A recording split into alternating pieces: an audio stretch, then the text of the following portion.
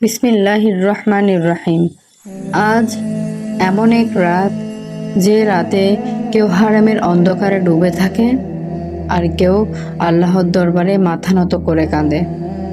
আজকের রাত আমাদের সামনে একটা প্রশ্ন রেখে যায়, আজকের রাতটা কি তুমি হারামে কাটাবে নাকি ইবাদতে? প্রিয় ভাই ও বোনেরা, শবে বরাত এমন এক মহিমান্বিত রাত, যে রাতে আল্লাহ তাআলা অসংখ্য বান্দাকে ক্ষমা করে দেন, রিজিক বাড়িয়ে দেন, তকদিরে কল্যাণ লিখে দেন। কিন্তু এই ক্ষমা সবার জন্য নয়। যারা শিরক করে, হিংসা পোষণ করে, অন্যের প্রতি ঘৃণা লালন করে, তারা এই ক্ষমা থেকে বঞ্চিত থাকে। তাই আজকের রাত শুধু ইবাদতের জন্য নয়, আজকের রাত নিজেকে শুদ্ধ করার জন্য। শবে বরাতের 3টি সবচেয়ে গুরুত্বপূর্ণ আমল। প্রথম আমল, খাঁটি তওবা ও ক্ষমা প্রার্থনা। এই রাতে সবচেয়ে বড় আমল হলো নিজের গুনাহ স্বীকার করে আল্লাহর কাছে কাঁদা। যেভাবে তওবা করবে, হৃদয় থেকে লজ্জা নিয়ে তওবা করবে। হে আল্লাহ, আমি জেনে বা না জেনে যত গুনাহ করেছি সব তোমার সামনে স্বীকার করছি, আমাকে ক্ষমা করে দাও, আর কখনো সেই গুনাহে ফিরে যেতে দিও না। এই দোয়াটা বারবার পড়তে থাকবে। হে আমার রব, আমাকে ক্ষমা করুন এবং আমার তওবা কবুল করুন।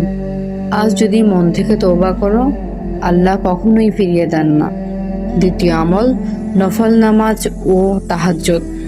শবে বরাত নির্দিষ্ট কোনো রাকাত ফরজ নয়, কিন্তু নফল ইবাদতের ফজিলত অনেক বেশি। তুমি এভাবে পড়তে পারো, 2 রাকাত করে যত পারো পড়বে, 8 রাকাত, 12 রাকাত বা তার চেয়েও বেশি পড়তে পারো।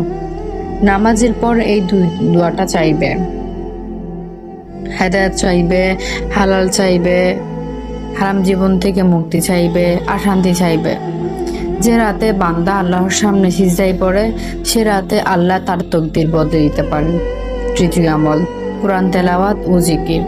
এই রাতে বেশি বেশি ইস্তেগফার করবে, দুরূদ শরীফ পড়বে, কালিমা তৈয়্যিবা পড়বে।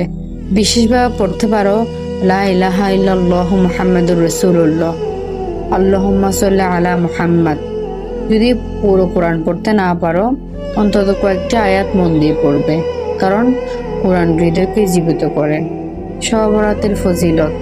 এই রাতে আল্লাহ বান্দার আমলনামা দেখেন, কে ক্ষমা চাইছে, কে ফিরতে চাইছে।